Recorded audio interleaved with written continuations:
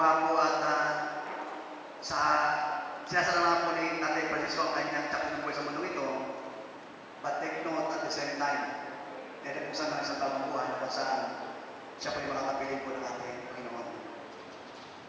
Kung ako ang tatanungin na kung ano ang pinakaligaya sa buhay po ng ating buhay, isa lang po ang naging lagi ng aking pagiging tugon. Ito po yung makapili ko ang aking Panginoon ng araw-arawan. Sapagkat siya sabi nga po doon sa pahayag, pagkapili po natin ang ating Panginoon, siya ang ating magiging Diyos at tayo ang kanyang magiging bayan. Wala nang kamatayan, wala nang dalamhati, wala nang pag-iyak o sakit tayong maramdaman. At kung may lulungan man, ang ating Panginoon sa Kristo pinangangako na siya mismo ang papahid ng luwa sa ating mga mata. Sapagkat lahat po ng mga lumang bagay ang kanyang papaguhin. At doon po sa kanyang ihandang